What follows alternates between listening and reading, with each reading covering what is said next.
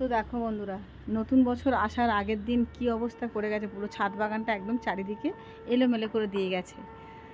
মানে চৈত্র চলে যাওয়ার আগে বুঝিয়ে দিয়ে গেছে যে আমি চলে যাচ্ছি, আবার অনেকটা সময় পর আসব।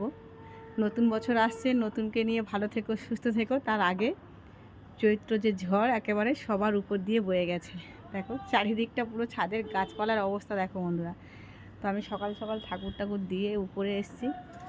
তো দেখো, যদিও কাল রাতে আমি ছাদ বাগানে এসেছিলাম যখন ঝড় ওঠে, একটা ব্লগ দিয়েছিলাম, তোমরা অনেকে আমাকে কমেন্ট করেছো।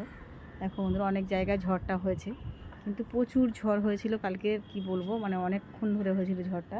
আর তাতেই গাছে প্রচুর ফলও ঝরে গেছে, জামগুলো অনেক ঝরে গেছে, অনেক ফুলও ঝরে গেছে গাছে। আর দেখো এদিকে ঝিঙে গাছটাও কেটে গেছে, একদম শুকিয়ে কেমন হয়ে গেছে। বিশেষ করে ঝড়ের পরের দিন ছাদ বাগানে আসতে আমার ভীষণ কষ্ট লাগে, আর খুব মানে মনে হয় যে ছাদ বাগানে যাবো না, কারণ আমি জানি না কতটা কী ক্ষতি হয়েছে, আমি তো নিজেই বুঝতে পারি না তখন বন্ধুরা। তো চলো গাছগুলোতে জল দিয়ে দিই, কিছু করার নেই, বিকালে বোঝা যাবে কটা গাছ নষ্ট হয়েছে আর কটা গাছ বেঁচে রয়েছে। কারণ জল দেওয়ার পরে গাছ যদি বেঁচে ওঠে তো খুব ভালো, আর না হলে তো কিছু করার নেই বন্ধুরা। বন্ধুরা গাছগুলোতে জল দেওয়া হয়ে গেছে, এবার আমি নেমে যাবো, আর বিকালে এসে গাছগুলোকে একটু সুন্দর করে গুছিয়ে দেবো। কারণ গাছগুলো তো একদম এলোমেলো হয়েছিল, মোটামুটি গাছগুলোকে আমি তুলে দিয়েছি, দিয়ে জল দিয়ে দিয়েছি। তো চলো বন্ধুরা, আবার পরে ব্লগে দেখা হবে, এখনকার মতো টাটা।